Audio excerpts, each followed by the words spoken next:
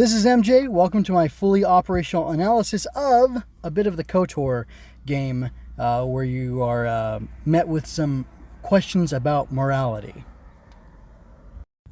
So I replay Knights of the Old Republic every now and then, and in my last playthrough, I really took note of something when I was on Kashyyyk, talking to the computer, trying to get access to the star map. It wants to force you to comply or force you to fall in line with a brain pattern of the person who used and sealed it last, which it turns out to be Revan. And, there's spoiler reasons why that works. But Revan, at the point when he was accessing the star map here and setting this thing up, was a Dark Lord of the Sith and was thinking evil thoughts or behaving in evil ways. And I'm going to qualify evil, my definition of evil, as disregarding the rights of others in order to accomplish one's own ends, or selfishly acting to serve only your goals, regardless of the consequences to other people.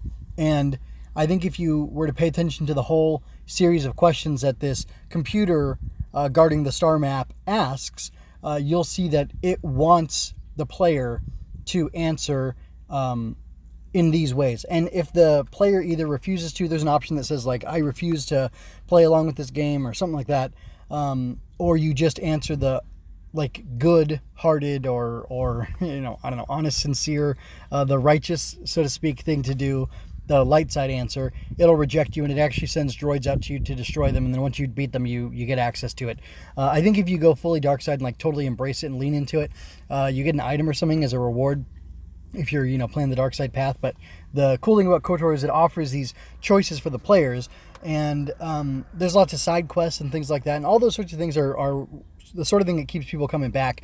And I actually, I think I always kind of play the same way, but I've changed as a person, so as I come back and revisit certain elements of it, it's a little bit more like I'm seeing things in it that I didn't see before, and there are some interactions here with this droid, and actually throughout the game, that kind of struck me differently than they ever have in my previous playthroughs, and I just kind of wanted to talk about that. So I recorded myself reading the dialogue out loud as I answer, and you can hear obviously the in-game stuff from the droid here, and then I have some extra commentary I want to share with, because I've been in this Star Wars game for a long time, been around for years, and through all the sequel trilogy turmoil and hate and hype and man babies and fandom menace and all that crap, and I just I'm coming with a slightly different perspective, more like real political perspective, from like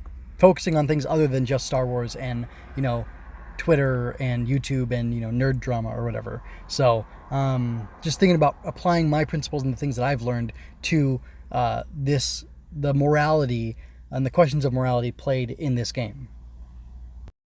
Hypothetical. You are at war.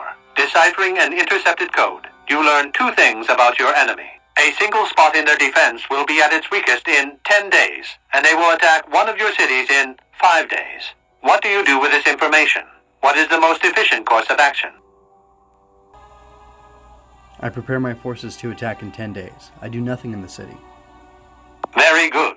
If you had moved to evacuate the city, you would have alerted the enemy to their lost codes. Ultimate victory required the deaths of the people in that city. You wisely ignored sentiment in your decision.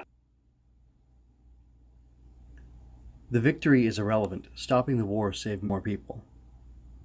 You achieved the proper result with logic that does not match the pattern in memory. I shall adjust my evaluation.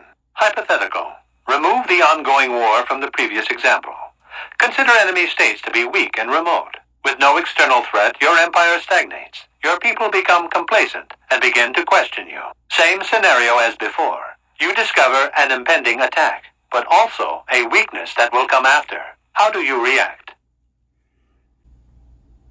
I let the attack happen. Of course you do. It makes the most strategic sense. Your people will rally beneath you against the common foe. As their eyes turn outward, your rule will strengthen. The trappings of war grant many opportunities. You have matched the pattern in memory. I recognize you. and will fulfill my designated function. Explain what this was all about. I am programmed to guide, not inform. Soon you will recognize the proper course to follow. The star map is yours. This unit has now completed its primary duty and has finished with the subject. Executing final action. Activation of star map commencing. Parameters reset. Stasis initiated. End communication.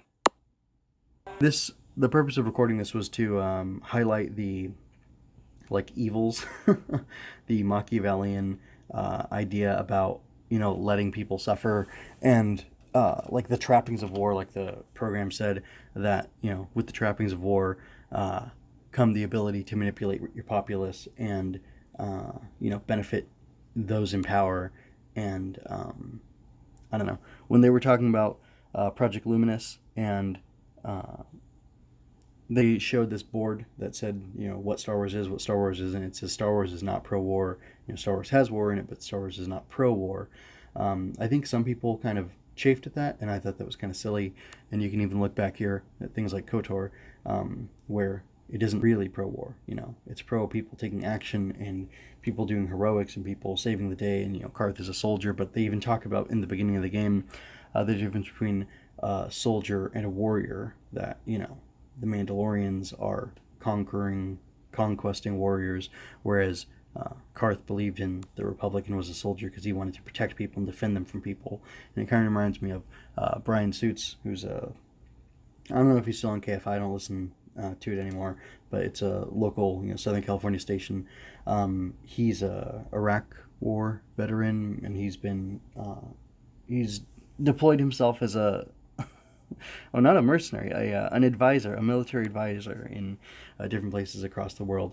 And he talks about the difference between soldiers and terrorists and citizens and stuff like that. And he makes the analogy of the citizenry are like sheep, so to speak.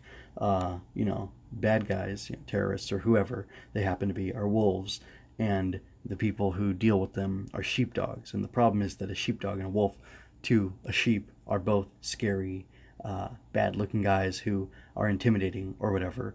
But the only way that you're going to have somebody who can fend off a wolf is if they're, a sheepdog, if they're tough, if they can attack, if they have that martial strength. And, I think that's kind of right. If you look at the Jedi, even, or even, heck, look at Leia, and, Alderanian Princess, we're a completely peaceful planet. We have no weapons. They may not have had, starships, because, they're in a Corellian cruiser or whatever, the Tantive 4, and it's used for mercy missions and stuff, and it has guns or whatever. But the lady carries a pistol, and, so I think, I'm pretty sure Bail carries a pistol too, throughout Clone Wars.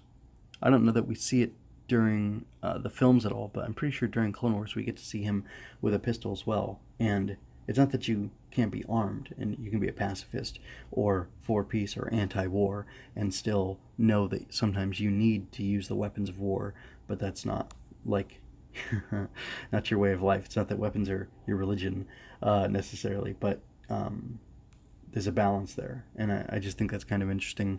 But anyway, I just recently have been absorbing more and more things about ways to think about the state and war and how all those things work. And then here we go, playing one of my favorite games again for the 10th time or whatever, and that pops up in this evaluation. And that's the dark side way that's being pointed out as being in favor of manipulating the populace. And it's it actually kind of ties into Palpatine and his whole machinations, or city of shit, I don't know, whatever, causing the war and being on both sides of it in order to manipulate the people, because the outside threat turns the people to supporting the person at the top, and they'll give them anything they need to, any emergency power they need to in order to stop the threat and to maintain their security.